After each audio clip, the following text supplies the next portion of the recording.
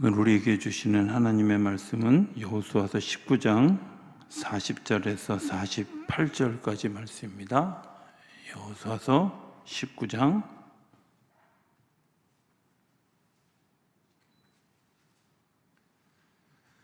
40절에서 48절까지 우리 교독할까요? 제가 한 절 읽고 우리 성도님들이 한 절 읽고, 일곱째로 단 자손의 지파를 위하여 그들의 가족대로 제비를 뽑았으니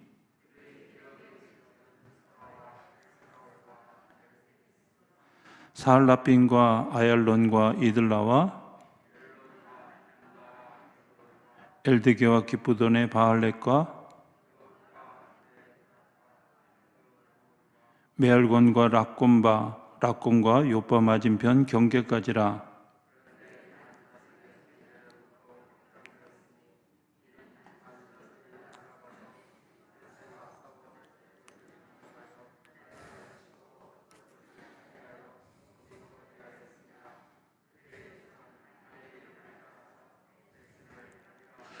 같이 읽습니다. 단 자손의 지파가 그에 딸린 가족대로 받은 기업은 그 성읍들과 그들의 마을들이었더라. 아멘.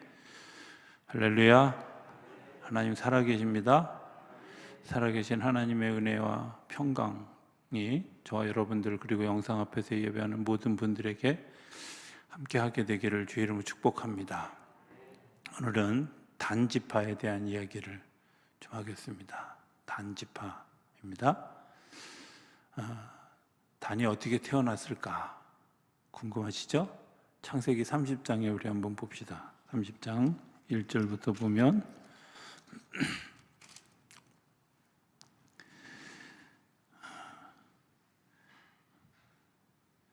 제가 천천히 좀 읽겠습니다.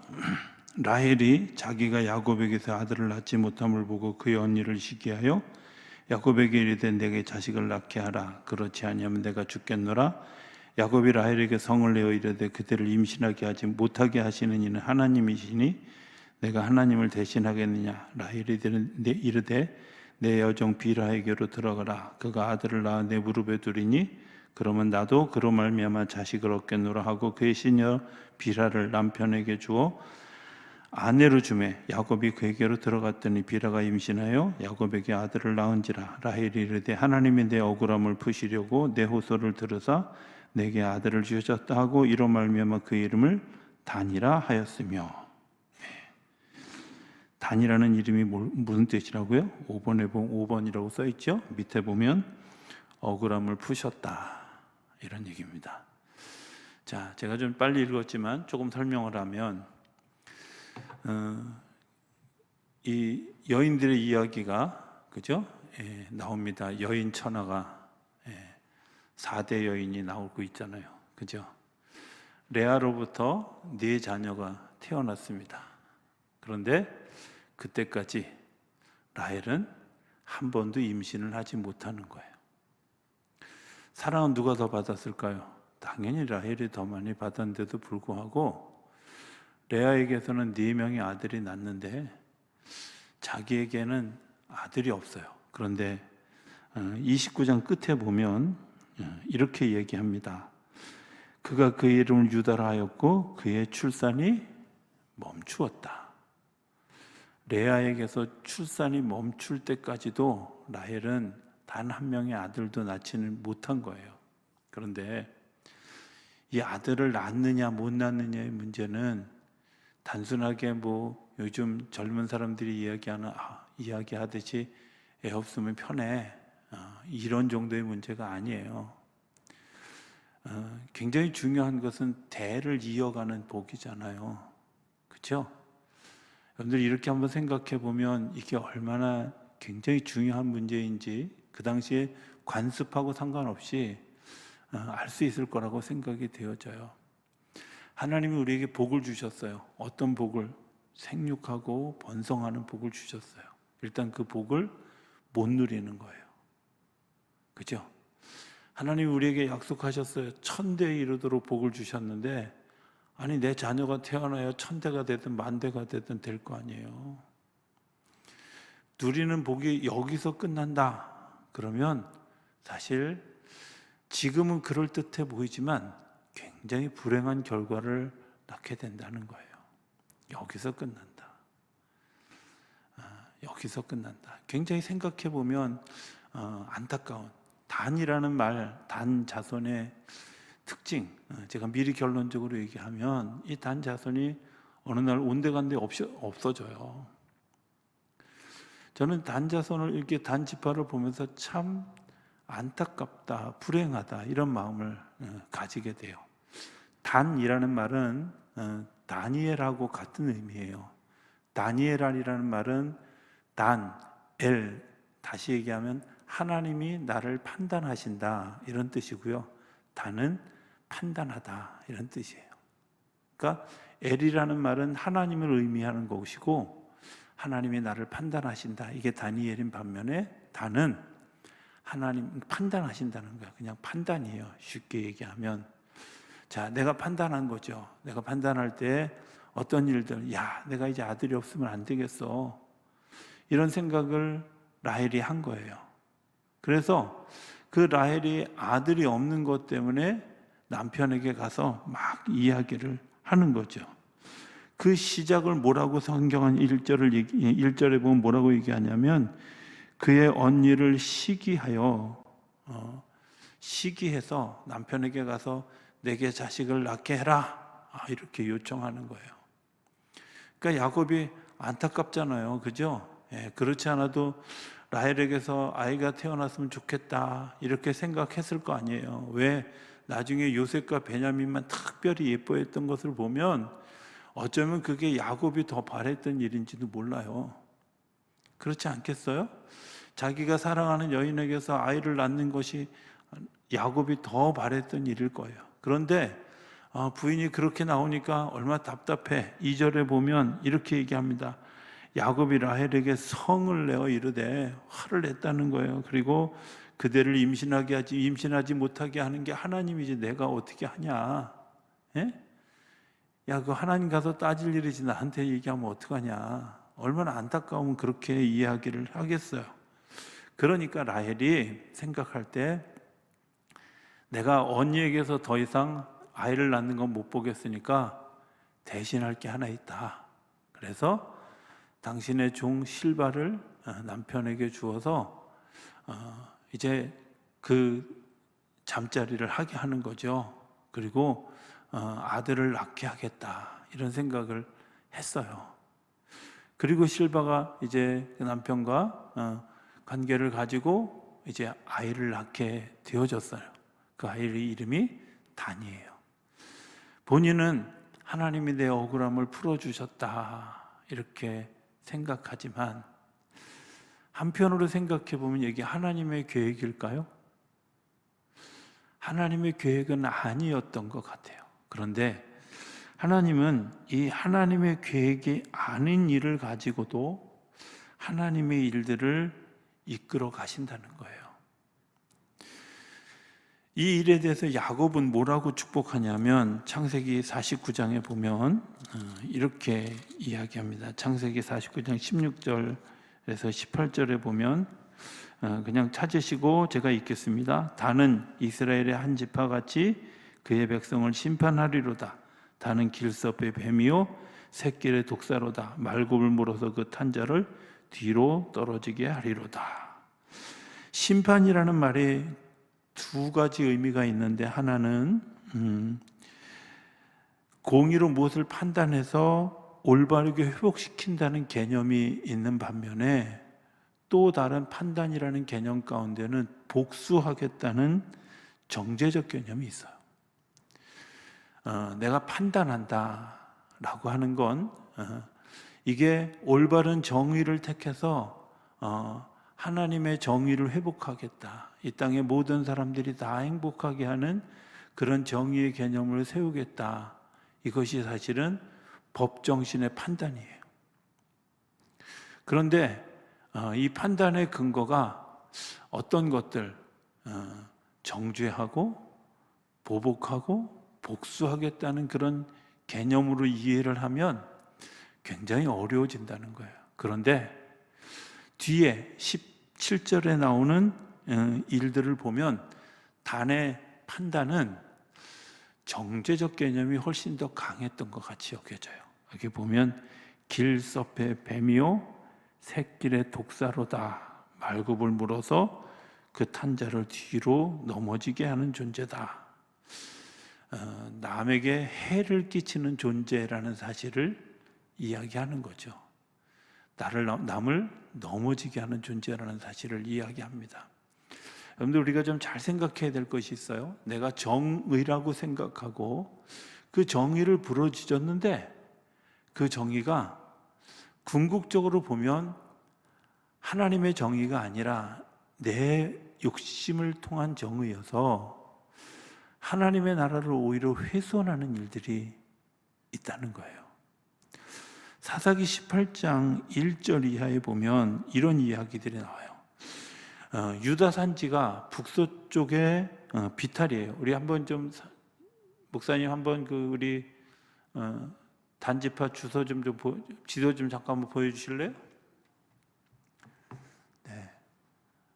우리 목사님이 제가 하도 이제 말만 하고 넘어가니까 아예 지도를 만들어 주셨어요.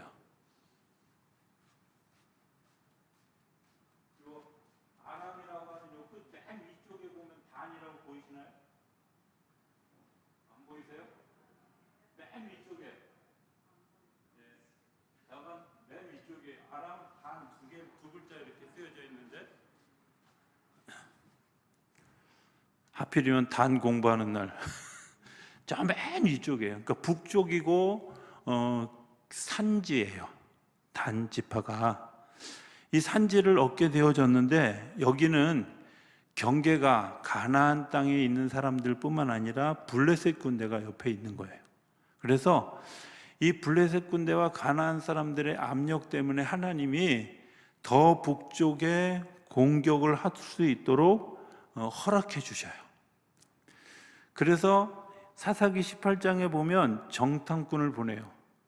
그리고 그 정탐꾼을 보내서 이제 그 땅을 차지하도록 하나님이 허락하셨어요. 그런데 중요한 건 제가 그 사사기 18장 27절 이후를 좀 읽어드릴게요.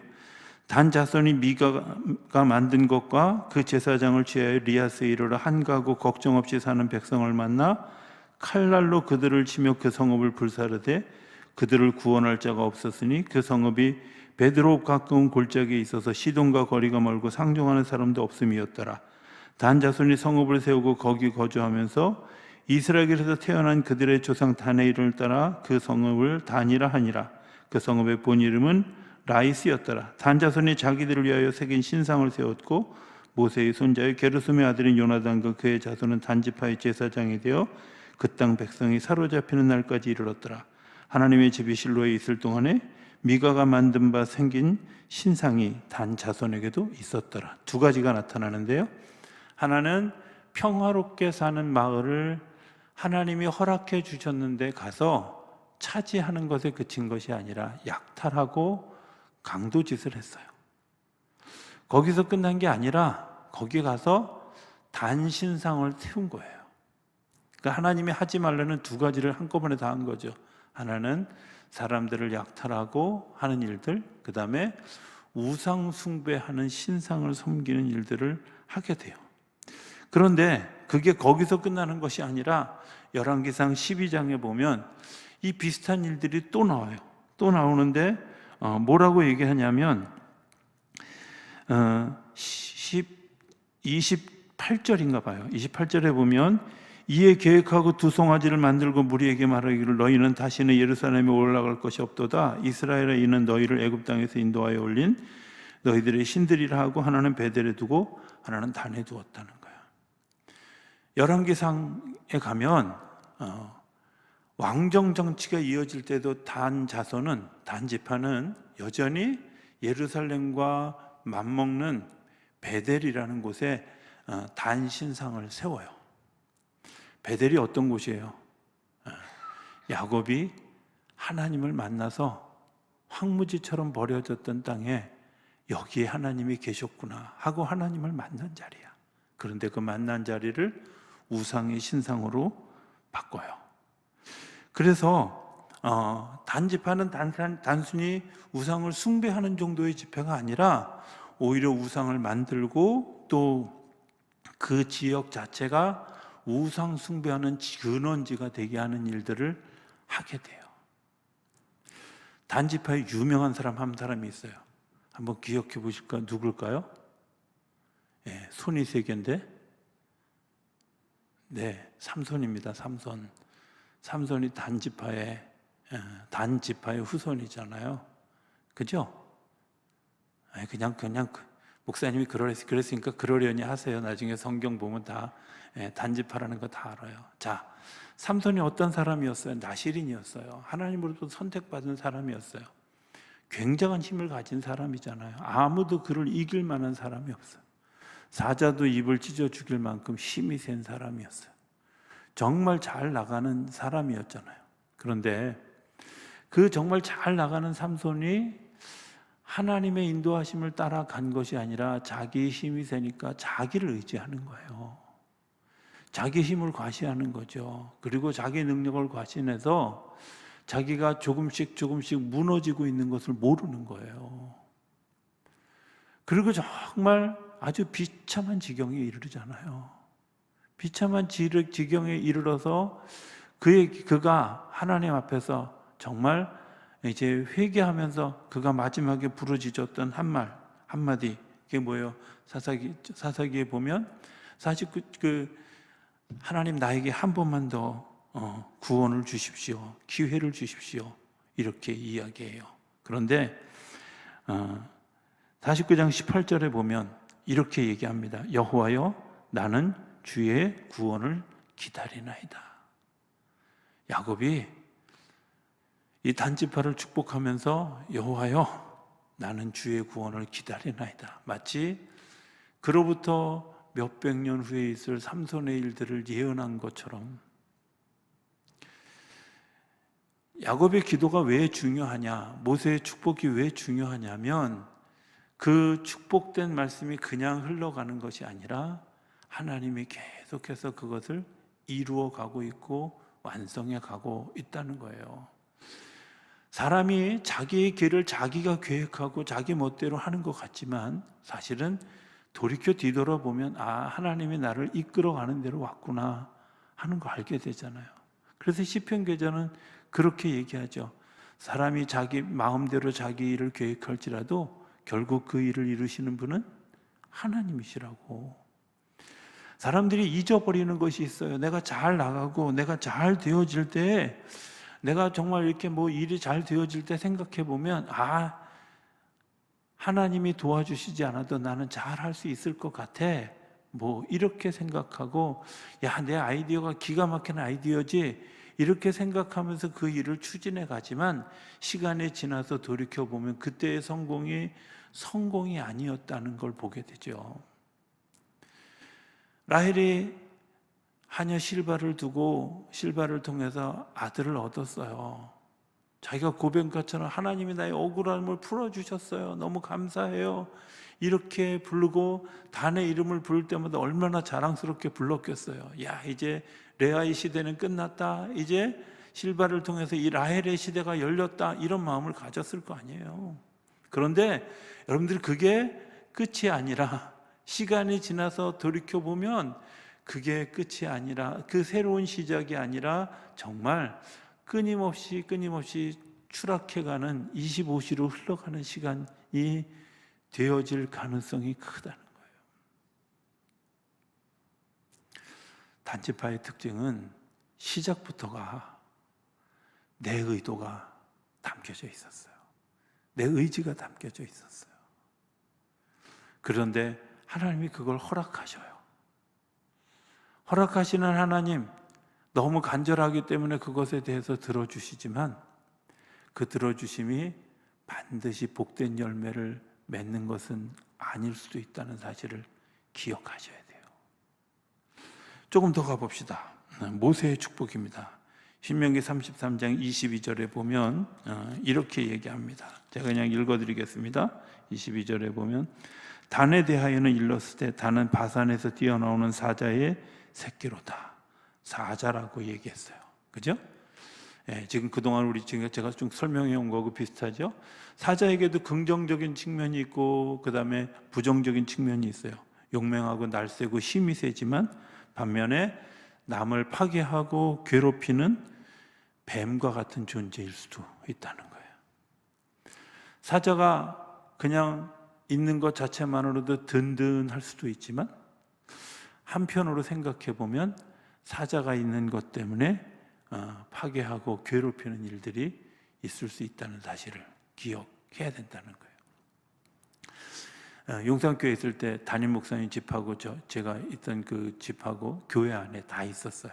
다 있었는데 이제 우리 권사님 아들 한 친구가 교도소에서 출소를 해가지고 이제 좀 그 권사님이 매일 새벽에 오면서 기도하면서 이 아들이 좀 사람 되게 해달라고 하는 게 기도 제목이었어요. 이 친구가 폭력으로만 2번 이렇게 감옥에 갔다 온 친구였는데 이제 그래서 그 저희 주택 그다음에 이제 목사님 주택 그리고 이제 그 지하 쪽에 작은 방에 이제 이 청년이 거주하고 있었어요. 어느 날 좀 이제 뭐 교회라는 곳에 사람들이 좀 드나들면서 가끔 험악한 사람들이 드나들기도 하잖아요. 그죠? 그리고 문을 열고 바로 이제 문 옆에 있는 이제 저희 방을 어떤 사람이 이렇게 들어왔어요. 근데 아마 그걸 어디서 보았는지 작은 그 친구가 막 쫓아와가지고 막 눈을 부릅뜨고 막 얘기를 막 하니까 아무 소리 안 하고 막 물러가더라고. 그래서 야, 이런 사람 하나 있으면 참 좋긴 하겠다. 이런 생각이 들었어요. 근데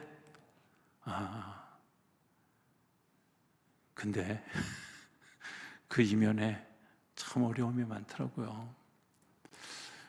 사람 되게 하려고 같이 기도하면서 뭐 노력하고 애썼는데 한번 제가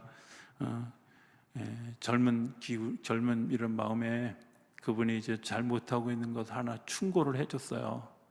그때는 아무 소리 안 하고 얼굴이 빨개져도 잘 듣더라고요. 그리고 한 2, 3일 있다가 저한테 전화를 했는데 저는 러시아 방언을 1시간 동안 들으면서 이 세상에 정말 무궁무진한 러시아 방언이 있구나. 이분이 아마 교도소에서 배운 그런 그 뭐 욕이라는 욕은 정말 1시간 내내 저한테 막 퍼부어대는데 야, 은사인가 보다 저것도. 어쩌면 저렇게 잘해올 수 있을까 싶을 정도로 마음이 막 정말 힘들고 어려워졌어요. 그런데 뭐 이제 그런 것들 그랬음에도 불구하고 잘 돌봐주고 이제 견뎌가고 있었는데 어느 날 이제 저희 아내랑 저랑 이제 둘이 외출을 하고 없는 틈에 이제 교회를 찾아왔는데 제가 없었잖아요. 없었는데 아마 그날 이제 어느 그 회사에 자가용 기사 취직 면접하러 갔다가 이제 전과자라는 이유 때문에 퇴출당하고 속상해서 이제 저한테 하소연하러 왔는데 하필이면 그날 제가 없는 거야. 그리고 이제 그동안 끊었던 술을 한 잔 다시 드시고 그리고 길거리에서 시비가 붙어서 사람 한 대 때렸는데 턱이 나가가지고 전치 6주가 나오는 바람에 또 교도소에 가는 상황이 생기게 된 거예요. 전 그런 그 수많은 일들을 겪으면서 단 생각을 하는 거죠. 든든하고 그럴듯해 좋아 보이는데 사자처럼 용맹하고 힘센 것이 나와 더불어 있어 좋아 보이는데 한편으로 생각해 보면 그렇지 않다는 거죠. 때로는 그게 파괴하고 힘들게 하고 무너뜨리는 그런 일들을 하고 있다는 것. 딴지파에게 있는 그런 그 내 의와 내 생각이 앞서는 것들에 나타나는 반드시 2가지 측면이 있습니다. 밝음의 면과 어둠의 면이 있고요. 적극적인 측면과 소극적인 측면이 있죠. 교회가 저는 가장 평안하게 가는 좋은 길은 뭐라고 생각하냐면 기획위원회를 하든 임원회를 하든 당회를 하든 구역회를 하든 뭘 하든 간에 기도하는 일이 굉장히 중요하다 이런 생각을 해요. 뭐 어제부터 우리 기독교 대한감리회 34회 총회가 이루어지고 있고 이제 새로운 법이 만들어지는 시간들이 내일까지 이어지고 있는데 기도하게 되더라고요. 왜? 여러분들 이게 되게 중요한 일이잖아요. 뭔가를 결정하는데요. 뭔가를 결정하는데 내 생각과 내 이익과 내 판단이 앞서면 이 법을 계속 다시 만들어야 돼요. 원칙을 다시 만들어야 돼요. 내 욕심 내려놓고 내 생각 내려놓고 정말 우리에게 살아날 수 있는 가장 좋은 길이 무엇일까? 뭐 이런 거 고민하면서 기도하고 결정해야 하는데 때로는 그렇지 못한 면이 너무나 많이 있다는 거죠. 일부 힘 있는 사람들의 또 일부 능력 있어 보이는 사람들에 의해서 좌지우지 되어지면 안 되는 일들이 우리 안에 있잖아요. 그렇죠? 여러분들 내 생각에는 이렇습니다. 그런데 그 생각에는 라헬의 생각처럼 내 생각에는 이것이 옳은 것처럼 느껴지고 옳은 것처럼 생각되어지고 결과도 있는 것 같아요. 그런데 10년, 20년, 100년, 200년 시간을 뒤를 돌이켜보면 그게 그렇지 않다는 사실을 발견하게 되죠. 아, 하나님의 계획이 이게 아니었구나. 하나님의 생각이 이게 아니었구나. 단지파는요, 싸움도 잘하고 지혜도 있고 굉장히 힘이 센 지파였어요. 그런데도 불구하고 그 지파가 정말 잘 되어졌을까? 끝이 좋았을까? 그렇지 않다는 거예요. 오늘 본문에도 보면 이렇게 이야기합니다. 본문에 끝에 쪽에 보면 이렇게 얘기하죠. 47절에 보면 그런데 단지자손의 경계는 더욱 확장되었으니, 왜냐하면 산골짜기에 들어가 있으니까 확장할 수 있도록 하나님 열어주셨어요. 자, 이는 단자손이 올라가서 레셈과 싸워 그것을 점령하여 칼날로 치고 그것을 차지하여 거기 거주하였습니다. 그들의 조상 단의 이름을 따서 레셈을 단이라 하였더라. 자, 여기까지는 되게 좋았어요. 그런데 중요한 건 뭐냐면 계시록 7장에 가면 계시록 5장부터 시작해서 하나님이 이스라엘의 12지파를 보호하시고 그들을 통해서 예수님이 다시 오시기 전에 한 번 더 하나님의 일을 한다는 기록들이 7장까지 나와요. 근데 거기에는 단지파 이름이 없어요.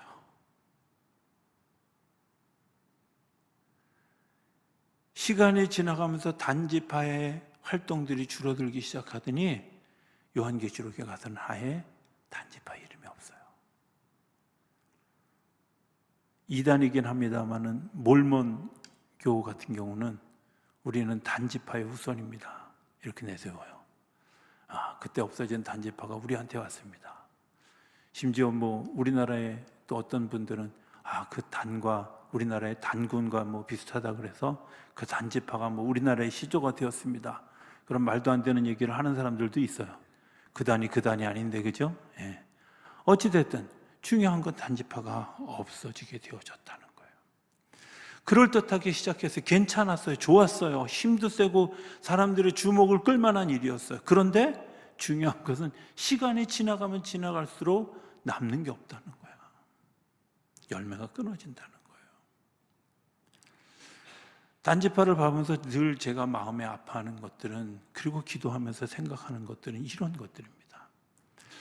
어느 날 제가 이제 저희 용산교회 있을 때 제가 유일한 취미가 뭐였냐면, 제가 혼자 다닐 때 혼자 있을 때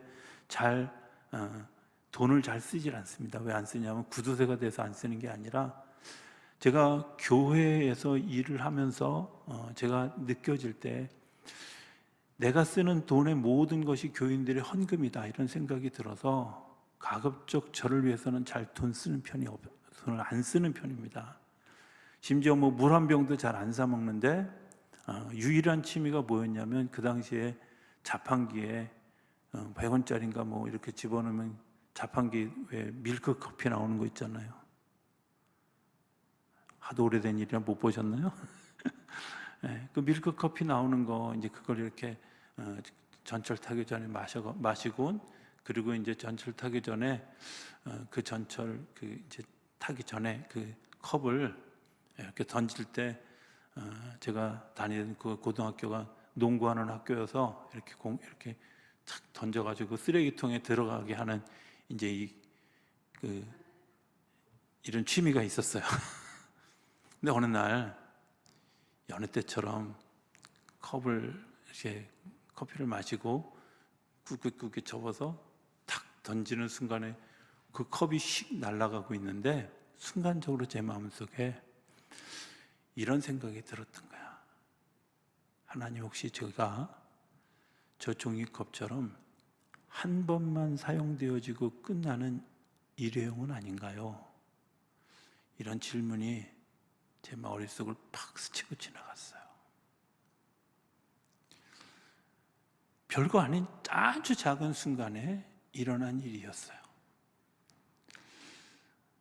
아마 그날 숙회 가서 단지파 얘기를 했는지도 몰라요. 그게 묵상되어져서 그랬을는지도 몰라요. 그런데 딱 던져지는 그 순간에 제가 그런 마음이 들었던 거예요. 어떤 사람들은 대를 이어가면서 하나님께서 더 폭발적으로, 더 귀하게, 더 아름답게, 지경이 넓어지게 역사가 이어져 가는 반면에, 단지파는 처음에는 그럴듯한데 시간이 지나가면 지나갈수록 작아지고 더 작아져서 결국엔 끝이 보이지 않는 상황이 가게. 그때는 굉장히 뛰어나고 굉장히 탁월해 보였는데 시간이 지나서 보면 추한 모습만 남아있는 그런 모습, 이런 모습이 혹시 나는 아닐까? 하나님, 내가 이렇게 되지 않도록 나를 좀 도와주십시오. 내가 깨달을 수 있도록 하나님 가르쳐 주십시오. 알게 해 주십시오. 이런 기도를 그 컵을 던지는 순간에 느껴지고, 전철을 타고 노원까지 가는 그 전철 안에서 그런 기도를 했던 기억이 있어요.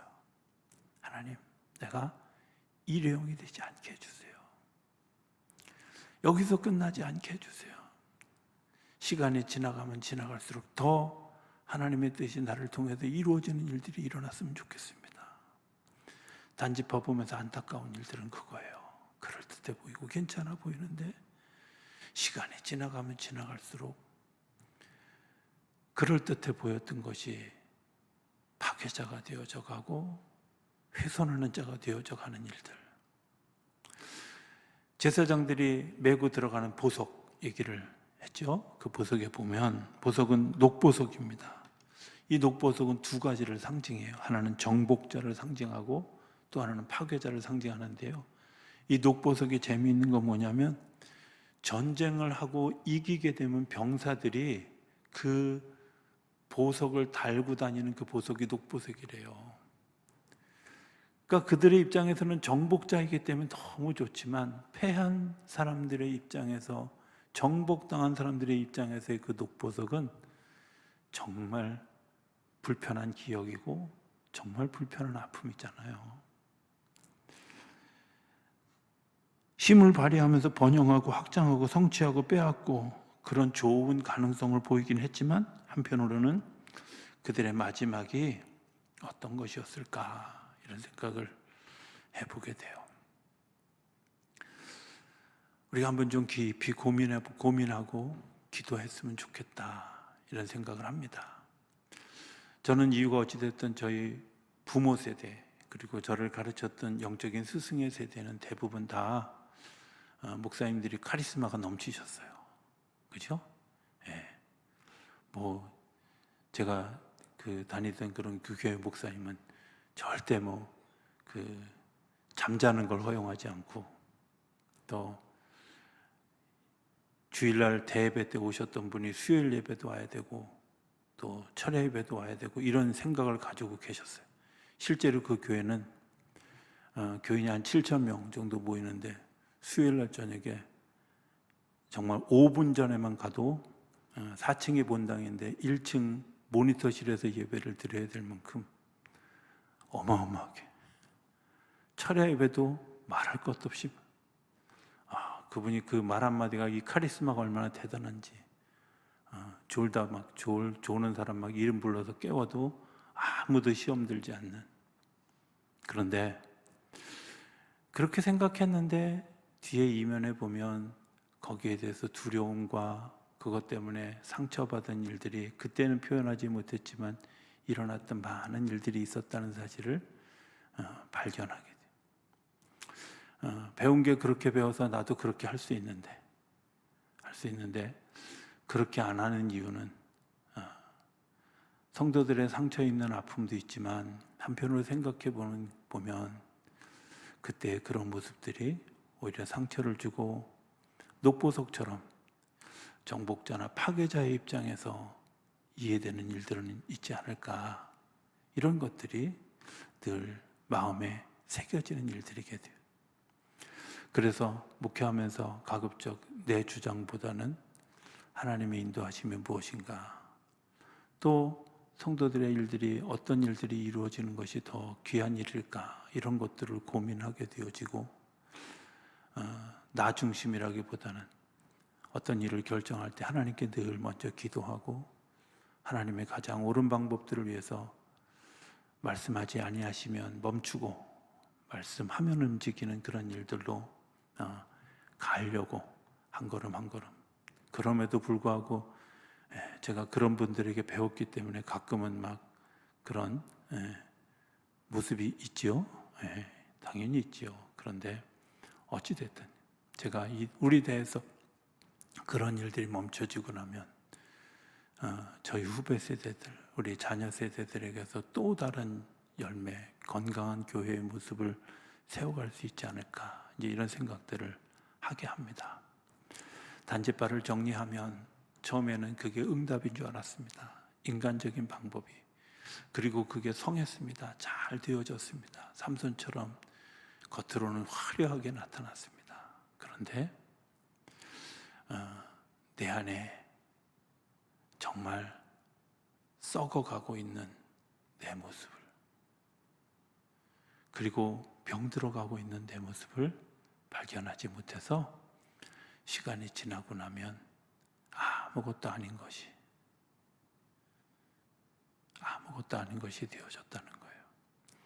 저는 우리의 인생이 아무것도 아닌 것이 되어지는 것이 아니라, 제가 11월 달에 이런 계획을 하고 있습니다. 4주 동안 하나님과 아름다운 만남, 또 하나님의 사람들과 아름다운 동행, 그리고 하나님 앞에서 내가 어떻게 마지막 때에 일을 열매를 잘 맞고 은퇴할 수 있을까.